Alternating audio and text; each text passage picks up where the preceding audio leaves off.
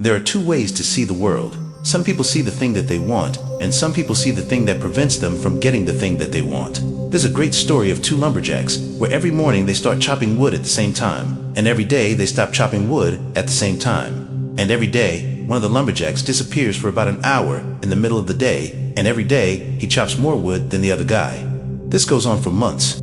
Eventually, the one who works all day says, "I don't understand. Every day we start at the same time. Every day we stop at the same time. Every day you disappear for about an hour in the middle of the day, and every day you chop more wood than me. Where do you go for that hour?" And the other lumberjack looks up and goes, "Oh, I go home and sharpen my axe." If you take an infinite mindset, it's not about how much you can get done each day. It's how much you can get done over the course of a career, over the course of a lifetime. And you gotta take vacations, which means you turn off your email and you turn off your phone and you do not connect to the office. Go sharpen your axe. I have 5 little rules that you can follow as you find your spark and bring your spark to life. The first is to go after the things that you want. Let me tell you a story. So, a friend of mine and I, we went for a run in Central Park, the Road Runners organization. On the weekends they host races, and it's very common at the end of the race, they'll have a sponsor who will give away something, apples or bagels or something. On this particular day, when we got to the end of the run, there were some free bagels. They had picnic tables set up, and on one side was a group of volunteers. On the table were boxes of bagels, and on the other side was a long line of runners waiting to get their free bagel. So I said to my friend, "Let's get a bagel." And he looked at me and said, "The line's too long." And I said, "Free bagel." And he said, "I don't want to wait in line." And I was like, "Free bagel." And he says, "Nah, it's too long." And that's when I realized that there are two ways to see the world. Some people see the thing that they want, and some people see the thing that prevents them from getting the thing that they want. I could only see the bagels, he could only see the line. And so I walked up to the line, I leaned in between two people, put my hand in the box, and pulled out 2 bagels. And no one got mad at me. Because the rule is, you can go after whatever you want. You just cannot deny anyone else to go after whatever they want. So the point is, you don't have to wait in line. You don't have to do it the way everybody else has done it. You can do it your way. You can break the rules. You just can't get in the way of somebody else getting what they want. Rule number 2, take care of each other. The United States Navy SEALs are perhaps the most elite warriors in the world. One of the SEALs was asked, who makes it through the selection process? Who is able to become a SEAL? And his answer was, "I can't tell you the kind of person that becomes a SEAL. I can't tell you the kind of person that makes it through Bud S, but I can tell you the kind of people who don't become SEALs." He says, the guys that show up with huge bulging muscles, covered in tattoos, who want to prove to the world how tough they are, none of them make it through. The preening leaders who like to delegate all their responsibility and never do anything themselves, none of them make it through. The star college athletes who've never really been tested to the core of their being, none of them make it through. He says, some of the guys that make it through are skinny and scrawny. Some of the guys that make it through, you will see them shivering out of fear. He says, however, all the guys that make it through, when they find themselves physically spent, emotionally spent, when they have nothing left to give, physically or emotionally, somehow, some way, they are able to find the energy to dig down deep inside themselves, to find the energy to help the guy next to them. They become SEALs. He said, you want to be an elite warrior. It's not about how tough you are. It's not about how smart you are. It's not about how fast you are. If you want to be an elite warrior, you better get really good at helping the person to the left of you and helping the person to the right of you, because that's how people advance in the world. The world is too dangerous, and the world is too difficult for you to think that you can do these things alone. If you find your spark, I commend you. Now, who are you going to ask for help? And when are you going to accept help when it's offered? Learn that skill. Learn by practicing helping each other. It'll be the single most valuable thing you ever learn in your entire life, to accept help when it's offered and to ask for it when you know that you can't do it.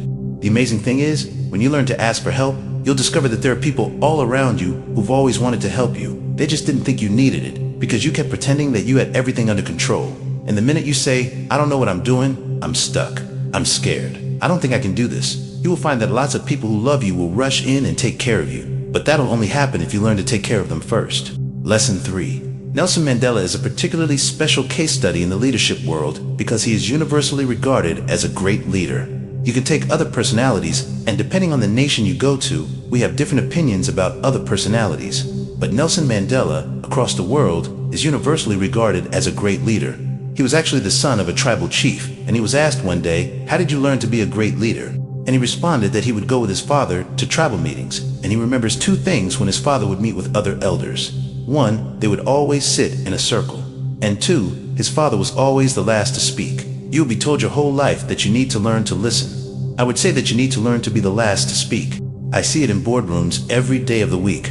Even people who consider themselves good leaders, who may actually be decent leaders, will walk into a room and say, "Here's the problem. Here's what I think, but I'm interested in your opinion. Let's go around the room." It's too late. The skill to hold your opinions to yourself until everyone has spoken does two things.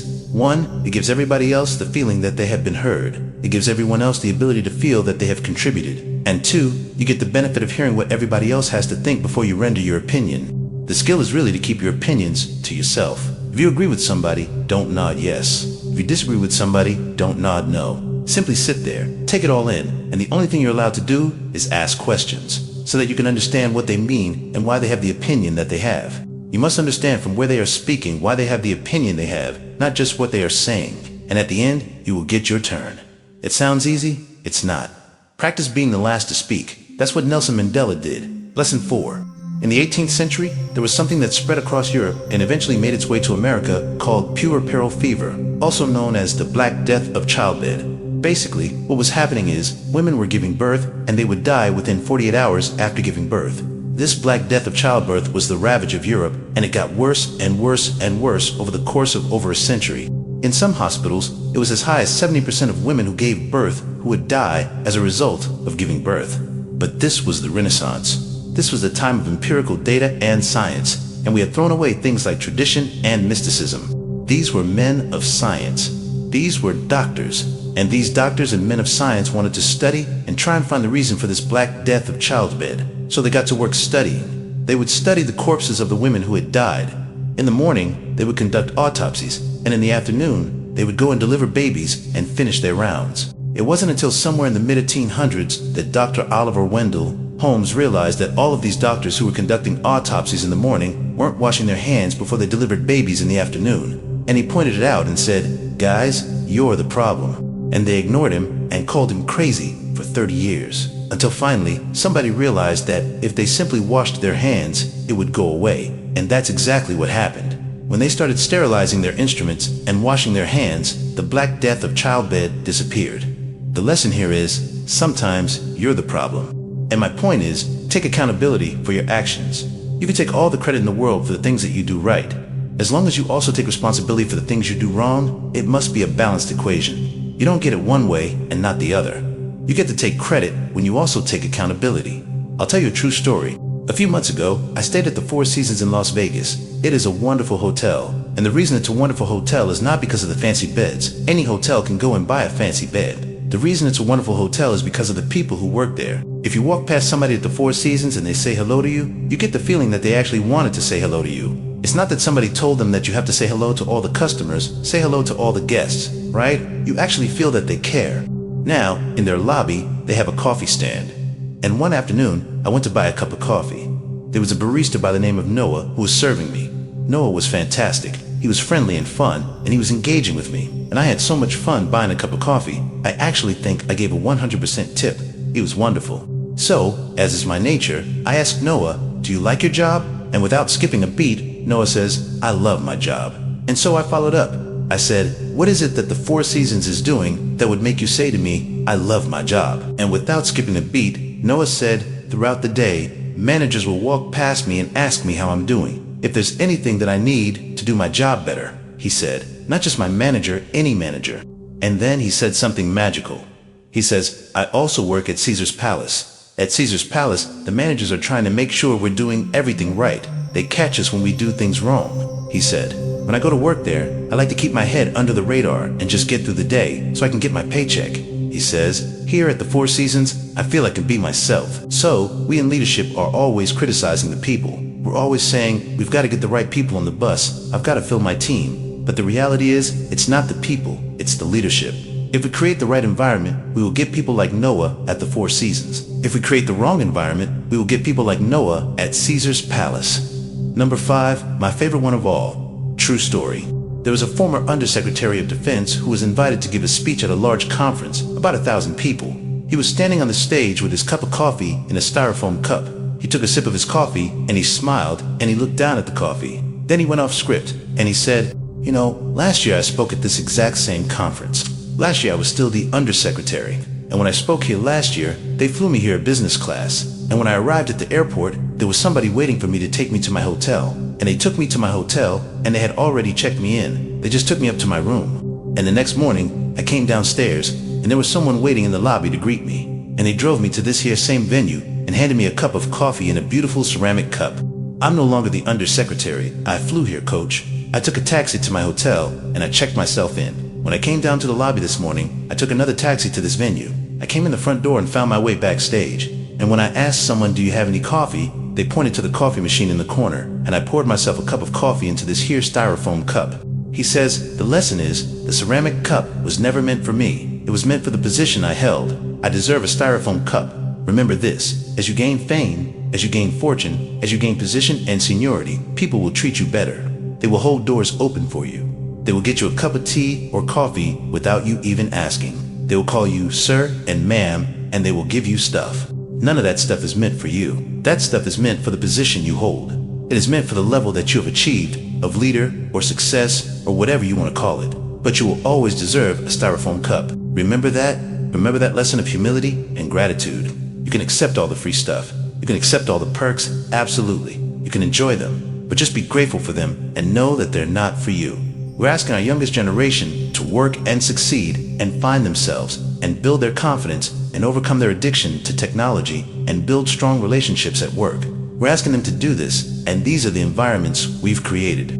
We keep saying to them, you're the future leaders. We are the leaders now. We're in control. What are we doing? This is what empathy means. It means if there's an entire generation struggling, maybe it's not them. It's like, the only thing that's the common factor in all my failed relationships, me. Same thing. Oh, we just can't get the right performance out of our people.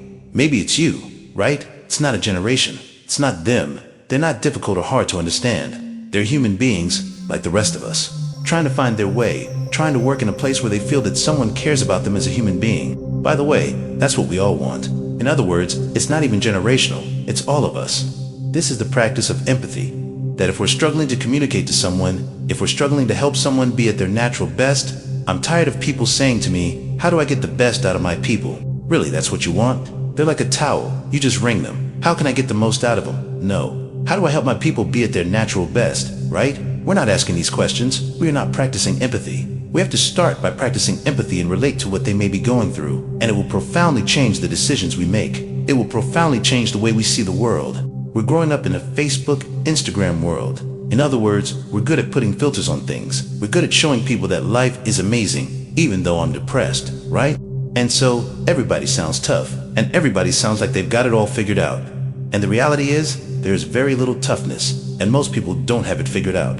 And so, when more senior people say, well, what should we do? They sound like, this is what you gotta do. And they have no clue. So you have an entire generation growing up with lower self-esteem than previous generations, right? We know that engagement with social media and our cell phones releases a chemical called dopamine. That's why when you get a text, it feels good, right? It's why we count the likes. It's why we go back 10 times to see, is it going up? Is my Instagram growing slower? Did I do something wrong? Do they not like me anymore? Right, the trauma for young kids to be unfriended, right? Dopamine is the exact same chemical that makes us feel good when we smoke, when we drink, and when we gamble. In other words, it's highly, highly addictive. That's basically what's happened. You have an entire generation that has access to an addictive, numbing chemical called dopamine through social media and cell phones as they're going through the high stress of adolescence. Why is this important? What's happening is because we're allowing unfettered access to these dopamine-producing devices and media. Basically, it's becoming hardwired.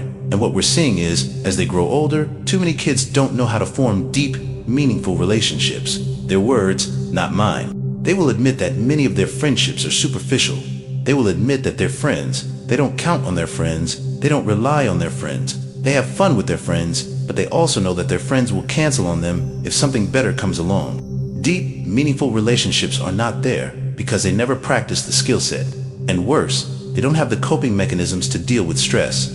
So, when significant stress starts to show up in their lives, they're not turning to a person, they're turning to a device. They're turning to social media. They're turning to these things which offer temporary relief.